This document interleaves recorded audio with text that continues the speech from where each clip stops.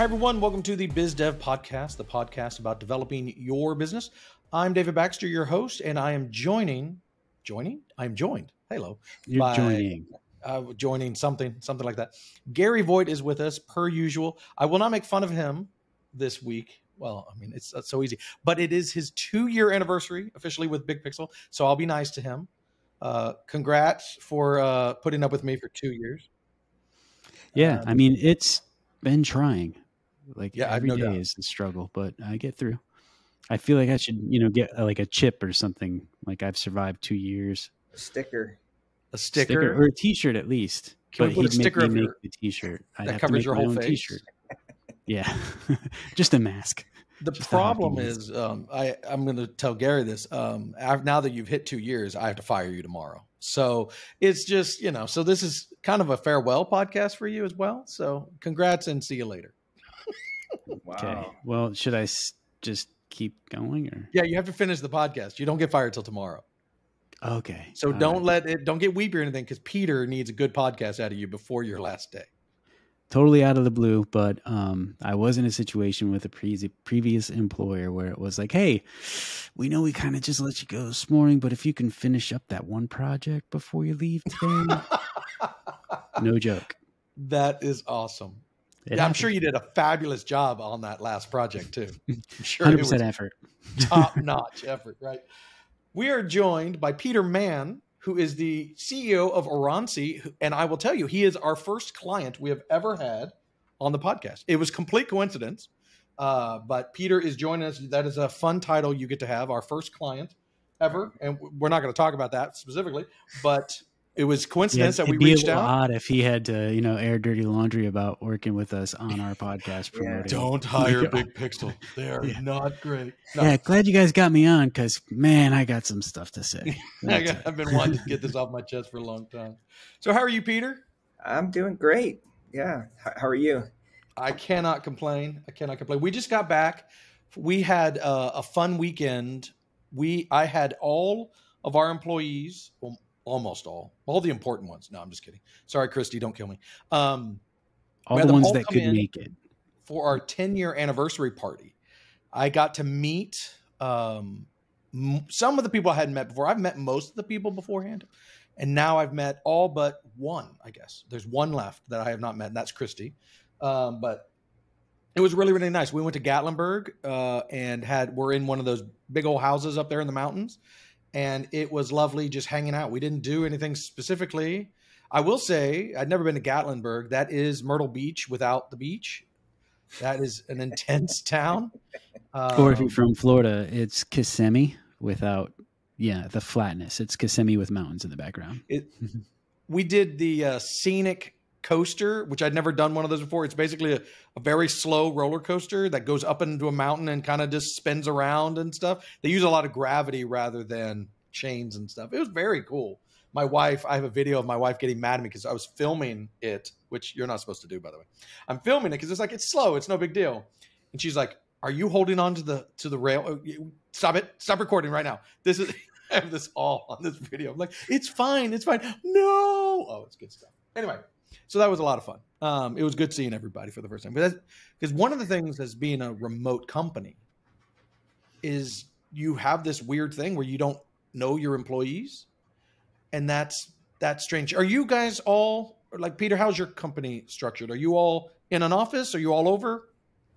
Yeah, so we're a kind of a hybrid. We've got 20 some odd folks here in Virginia at our factory, office building. Mm-hmm. And then we've got probably another dozen kind of spread across the country that do more like marketing, customer service, sales, stuff like that. So have you met all of them physically at any point in time, or is there some you've never met? Not 100%. Yeah. I mean, we're going to start manufacturing here this summer and, bring everybody in. So there's just a few people I haven't met in person, but it's kind of weird, talking to them on Zoom or Google Meet or whatever for a couple of years, never physically, seeing the person. Yeah, it's kind of funny. So Matt's one of our devs. He's been on the podcast once, a long time ago. I met him. He was one of the ones I'd never met before. He's quite large. Like he's 6'3" or something. Yeah, I would say that is the biggest surprise when you meet someone face to face in person after seeing them on Zoom. Because usually, like a video conference, you can't really estimate height and size. But yeah, and then you see them in person, in person, Nice. And well done. Yeah, Matt's like 7'4" or something. Not really, but yeah, he's a big guy. What's funny is I have broad shoulders, so on Zoom I look large. It's just how I am, big melon head and big shoulders. And then they meet me, and it's always disappointing because I'm 5'6". So I come in the room and it's like, whoa, that's not what I saw coming. I get that every time. I think my favorite story is this was an employee who was a potential client. I met him in person. We'd talked on a couple of Zooms, and he was like, I feel lied to. I feel like you should be called Little Pixel, not Big Pixel. Oh, it's like, that's false advertising, man. I'm like, that's rough, dude. I was like, but Little Pixel just doesn't have the ring to it. No one wants to hire the Little Pixel. A game on your phone. So anyway, so we've been talking about all sorts of things in the last several weeks. And one of the things I've been really intrigued by talking to leaders and CEOs like you is the concept of leadership itself. And what does that, when I say leadership, what does that mean to you in a practical manner? Not the book answer. What does it mean to you? What do you try to do as the leader of your company? Yeah, I mean, maybe I'm a bit of an anomaly. You know, I've seen some entrepreneurs on some shows talking, and they're all like, you know, not that I'm not competitive, but they're just, you know, pretty high ego, very, you know, kind of like, yeah, we're going to crush them. And, you know, and I want to win, and I'm competitive, but I'm not, you know, kind of wired that way. I'm a bit more like humble and strategic. And to me, leadership is about getting everybody on the same page, getting everybody aligned, having a strategy that, you know, allows us to win, and letting people do their thing, not micromanaging folks.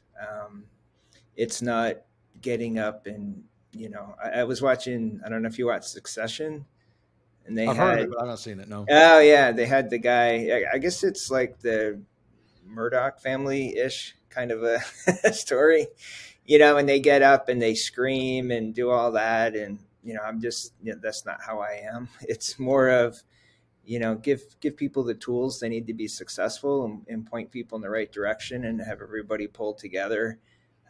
And to me, you know, that's leadership, but leadership in the way that I'm naturally, you know, wired to be. So we've interviewed, I don't know how many, 30 CEOs now, something like that. And that attitude is more common than shows and books and YouTube would lead you to believe, right? Mm-hmm. Where on YouTube, it's all hustle, hustle, hustle, kill everything, drag it back to your cave. Get up at 4 a.m., meditate, exercise, do this, do that, read this. And then, none of it's realistic. Yeah. I'm getting to the point where, this is kind of a fun notch under the belt, as it were, because I've interviewed lots of different leaders, and they all have different ways of doing it. But I would say predominantly, we might have met one guy who kind of sang that tune, as it were. And okay, I mean, my job is not to argue with you on the podcast, even if I'm disagreeing. Everybody has a different style, so we just want to hear the different responses. We argue with Gary. Huh? I'll argue with Gary. That's right. Yeah, well, I yell at Gary. That's where I get all my frustrations out. Kind of the only reason I'm here. That's right. I don't need him here. I just, you know, we put him on the thumbnails because he looks good, and then the rest of the time I just yell at him. That's just how it works. But it's interesting because most people who I've found that are leaders, especially, and maybe this is the difference, the people we're meeting, generally speaking, are pretty successful, right? Their companies are, we've met some onesies and twosies, and those are wonderful to talk to, but they're figuring themselves out, right? Mm-hmm. But most of the people we've interviewed are leading larger companies, more successful. They're not brand new, right? And I'm wondering, and I have no proof of this, but anecdotally, it makes me think that hustle concept isn't as successful as they wanted to appear. Like Elon Musk is probably the poster child of that, right? That hustle, work 24/7, I have no life. Work. I have a bed at Tesla and Twitter and whatever. And he is an anomaly, I think. Now he's successful, but I don't think anyone wants to emulate that. Yeah, I mean, I guess it's how you're wired. Like, you know, I think it's about playing to your strengths. You know, I get how Elon Musk can work that many hours. You know, I mean, for me, I don't have a ton of hobbies, and so I work similar hours as he does, just because that's where I get my energy from. I just don't have the bravado and the screaming and the, you know, chest thumping, and I'm a great visionary, you know, all that kind of stuff, which is typical of probably 80+% of entrepreneurs. I mean, that's kind of the norm. I just don't know, you know, but you know, I'll quietly like outwork anybody. And So that brings up a good point, though. Leaders are often the one who set the tone, right? Yeah. So if the boss is working late, oftentimes it makes other people work late, which I get the feeling that's not what you want to inspire, but you are one who admittedly works a lot. How do you balance that? How do you tell your team, I'm here till 8 p.m. You don't have to be? Yeah, I mean, I think everyone needs to be themselves and do what they need to do. Like, even though, like I say, I work those hours, I'm not like in the office all the time doing those hours. I'm not the first one here, and I'm not the last one to leave. But you know, I work at home, or I'll be, you know, driving, thinking about something, or you know, having a meeting with somebody as I'm driving home. And I know that doesn't work for most people. I mean, for me, it's about the results. And how you get there is irrelevant. Like if you work a ton of hours or you don't work a ton of hours, it really doesn't matter. It's like, are we accomplishing what we need to accomplish? And however you get there, doesn't matter. One of the things I've had to do regarding that, specifically for Big Pixel, was there have been, I go in phases of when I work a lot versus not, depending on what's going on at home. And I have to make sure that my guys know that, hey, if I'm slacking you at 8 p.m., 9 p.m., I don't expect a response, right? You can totally ignore me and that's fine. Yeah. But I had to tell them that because some people were feeling pressure. Like, whoa, boss is asking me a question. Yeah. I need to make sure I have my phone on me so I can get back to him. No, you know, after 6-ish, depending on when some of our guys come in late, right? They come in late, work late. Fine. But after your core hours are done, that's not the expectation. Unless something's on fire, and then I'll probably call or text. But that's pretty rare. But that's something we've had to work out in our culture, because there are times where I am working late for various reasons. Sometimes I'm just bored. My family's busy and I'm working. But we have to say, hey, ignore me when I'm after hours. And that chilled people out some. Yeah, I had to learn. I used to do that, and then I kind of learned that's not received well by some people, and so I've learned in Slack to schedule the messages to arrive like Monday morning when they come in. Oh, nice. Yeah, I don't think I've ever done that. That's a good idea. Yeah, you can schedule it to arrive at whatever time you want and what date. Yeah. And so like when people come in Monday, it's like all the things I've thought about over the weekend are hitting at 8 or 9 in the morning on Monday, and people's Slack messages. Wait, I was gonna say, that's, can you imagine you come in at 9 a.m. and your boss has sent you 37 Slack? Whoa, that's a lot, man. Whoa, that's funny. I find it so interesting, the practicalities of leadership versus just, I mean, everyone's read some books and everyone will say really nice quotes. Yeah, there's lots of motivational posters and stuff, but yeah, and now I had a question. David also mentioned numerous times in the past that I'm assuming here, Peter, that you probably started the company a while ago and played a lot of different roles. You didn't just start as CEO. So the practice of actually starting to slowly give away some of your job in order to do the job that needs to be done, and then still, like you said, play to your strengths. How was that transition? Yeah, I mean, it's been an evolution. I mean, there's certain things I just do not like to do. So some things I was pretty happy to get to the size where I can bring folks in and let them do it, because like customer service, like answering the phone and solving a problem with a customer, even though I get it's super important. I did it personally the first year or two. It just wears me down. It just sucks the energy out of me.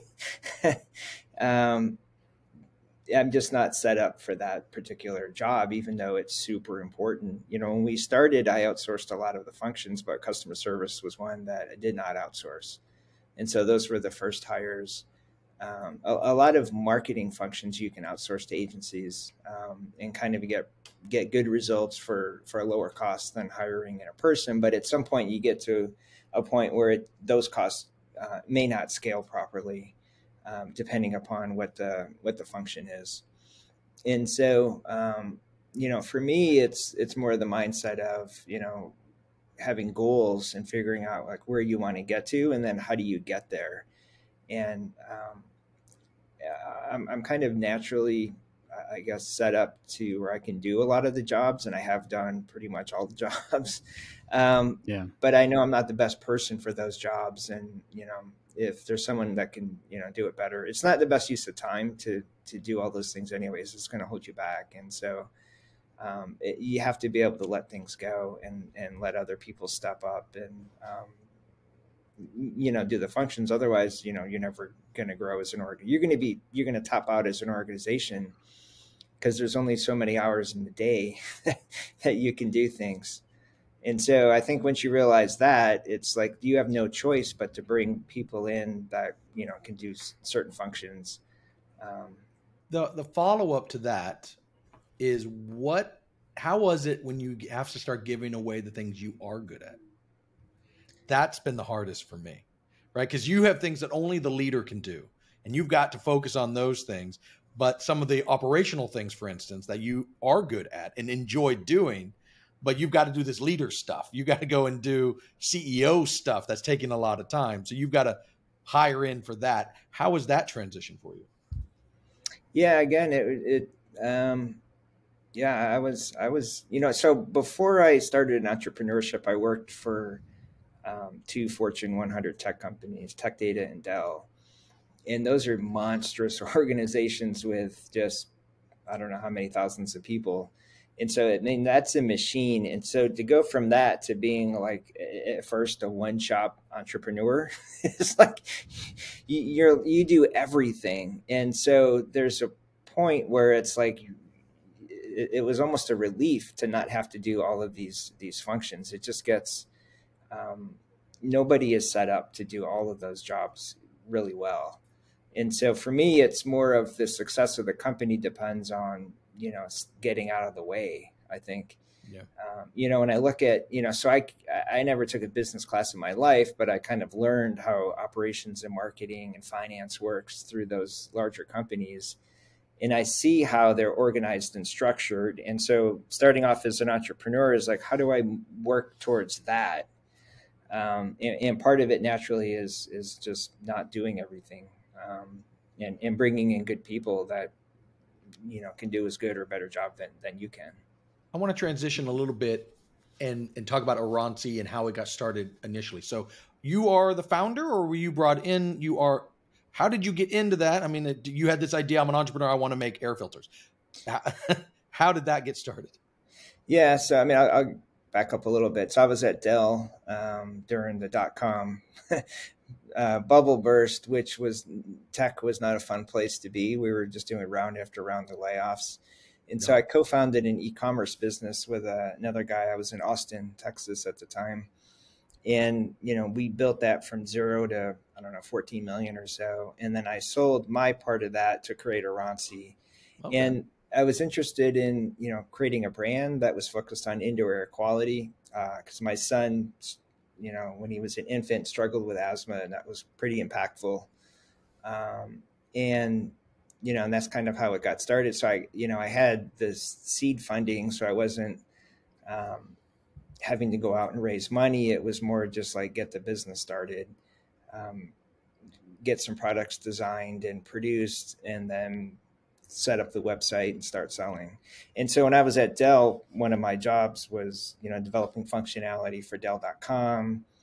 Did some of that at the previous business, and, you know, product launch, doing marketing support for product. So I kind of learned like the nuts and bolts for how like big companies do it, and there's a process and a structure for that. So I had confidence that, little me with competing against mom and pops for the most part. When you're at Dell and you're competing with HP, and then you go and you're competing with mom and pops in the early 2000s, it's like it's like you had an going from unfair the advantage. NBA to a rec league, Yeah.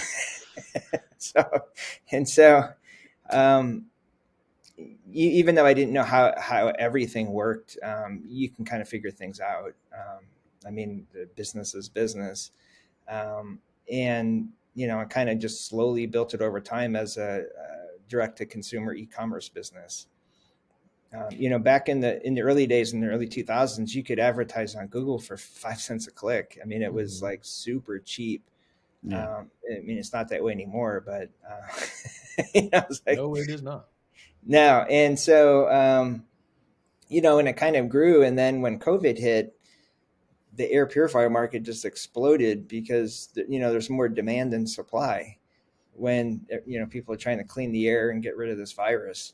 So how do the two companies combine? You've got your air filters and your motors. Are they going to start using those motors in your filters, or are you just making totally new products?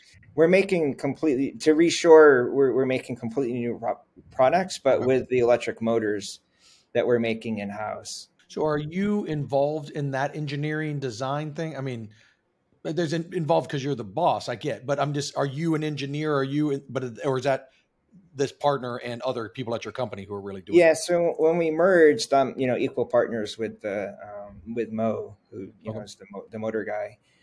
I'm more involved on the marketing, product design standpoint, like the aesthetics of it and the usability, user interface, and all that. He's more of the engineering, the internals, all the components, making sure everything is manufacturable and quality control and all of that. So it kind of comes together. It's interesting where design and engineering meet is where all the compromises are made. Boy, that's the truth, right, Gary? Yeah. When design and development meet, that's where the compromises are made. It's funny. Me and Gary, he's in charge of all of our designs. And when the designers and the developers meet they love each other, but boy, that can create some sparks because neither of them, it's not, they come from a place of respect, right? I respect what you do, but both are looking at each other going, well, my part's more important, right? And so they butt heads, and because, it's got to function. It's got to be gorgeous. It's and then they fight. And it's really, and sometimes I'm involved in that, and I'm just throwing meat into the pit and watching it happen because it's fun. But, it's just really interesting to, I think that's a universal. It's like sales versus ops. Those guys are always going to fight because sales job is to make everyone uncomfortable because they're growing the company. That's the nature of what they do. And ops have to make it happen, right? So that is an inherent fight. It's a healthy fight. It should be there because if the sales guys are doing their job, then they're making the operations guys get better by definition, right?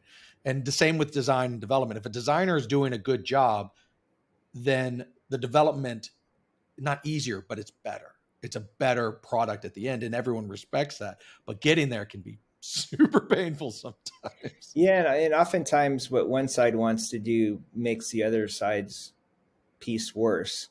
Yeah. Right. And that's kind of where I think where the conflict is like, how do you compromise on that, or at least get everybody on the same page so you understand the implications of like what you're trying to do, like how that impacts the other side. Because I think what naturally happens is like, if you're an engineer, you see things from an engineering centric perspective. And if you're a designer, you see things from a design perspective. And that's the most important part of it. And it's like, how do you get to where you kind of see both as equally important and figure out, in some cases you defer to one side and some the other side, and sometimes you kind of meet in the middle. Changing gears again, because I want to talk about something that is, I know, near and dear to your heart, because I've seen your LinkedIn posts and stuff like that. You speak often on creating a workplace that is, I'm not sure the right term to say here, but for autistic employees, and to give them a comfortable place to work. and thrive. And so I wanted to just talk to you a little bit about that, because I find that really interesting. It's not something I have any experience in myself. And so I want, I mean, in development, there's been a classic joke that developers through history have probably been somewhere autistic spectrum forever, and just no one ever knew it, right? Just because we didn't have that. And if you've ever worked with developers, you can kind of understand they're always, you know, they're a different breed. And so, I mean, but that's a real personal thing for you. And I'm curious, where does that come from? And what would you recommend to companies who are trying to have an open environment? Yeah, I mean, I think in a sense, the bigger umbrella is they call it neurodiversity, which is, you know, includes more than just autism. It can be ADHD, it can be dyslexia. I mean, for me, and, you know, I would think the vast majority of autistic adults, like, you're late diagnosed. I grew up, I was in school in the 70s and 80s. And I know in the 70s, the diagnosis rate was like 1 in 2,500. Nice. And the CDC came out. And so they were diagnosing people with like very high support needs. That, you know, and when they say autism is a spectrum, it's like a spectrum on multiple dimensions. And all it is a different way of thinking, perceiving, and socializing. And then there can be co-occurring conditions which can affect cognition, speech. You could have ADHD, and there's a whole slew of other things. But, you know, if you go through the diagnostics, it's, you know, you can meet people that are autistic, and, you know, you may not realize that they're that they're autistic. Sure. It has nothing to do with IQ. Would you be able to almost, like, I wouldn't say diagnose, but have you met people that you're kind of in the back of your head, they might be on the spectrum a little bit and they might not even know it? Yep. Just from their behaviors and their mannerisms? Yeah, 100%. Yeah, the routines, the sensory sensitivity, that stuff. It's yeah. There's people I'm very, you know, other entrepreneurs that I know that I'm like pretty positive they're autistic, and may or may not recognize it. I know Silicon Valley is, like, I call it the mecca of autism, because it's just, you know, programmers and tech folks. It's, you know, higher percentage. It's probably double the percentage of folks there. And in Europe, they have the same thing, where there's some tech centers. You see a lot more autistic folks. Yeah, actually, where I live here in Central Florida, on the Space Coast, we have a very high percentage, because it is literally rocket scientists and engineers. Yeah. Yeah. And so the CDC came out recently, and now they said that it's up to 1 in 36. Wow. Okay. And so, like, when I was in school, it was 1 in 2,500. Now it's 1 in 36. And so what happens is, like, kids are being diagnosed, and then the parents are like, I'm just like them. And then they find out that they're autistic as well, because it's 80% genetic. Oh, really? Okay. It's not, you know, this whatever. And so what's interesting is there's this whole, like, generations of people that have never even been diagnosed that are walking around autistic and don't know they're autistic. Because you can't go from 1 in 2,500 to 1 in 36. Sure. Yeah. It was, you know, some mass event. Yeah. And the 1 in 36, they're diagnosing 8-year-olds. And so if you were, you know, if you grew up before the 2000s and you weren't very high support needs, you were not diagnosed. It's just, the science just wasn't there. And so, and for me, it's just been like, oh, it's been like. So do you recommend, like, if you take the kid out of it, which becomes a very obvious, if your child is diagnosed, good chance, right? But let's just say you're kind of quirky, or you have some of these things, but you may or may not know it, right? Is that something that you recommend adults do for, and why, I guess is the question. Do meaning what? Get diagnosed? Get diagnosed. Yeah. To find out, like, you just don't, you're sensitive to X, Y, and Z. That doesn't necessarily mean you're autistic, but why don't you go find out? Right. That is. Yeah. I mean, for me, it's pretty life-changing, in that you go back and you relive your life's events or the major milestones, and it's like you see things through a completely different lens. You're like, oh, that's why I struggled here, or why I did well there. I mean, it's why I can just, I have the ability to hyper focus, and it's a common thing among autistic folks. And I know that like when I get in the zone or I'm dialed in, I can shift into a higher gear and just block out everything that's going on around me. And I know that's not normal. And, and I can do it for hours.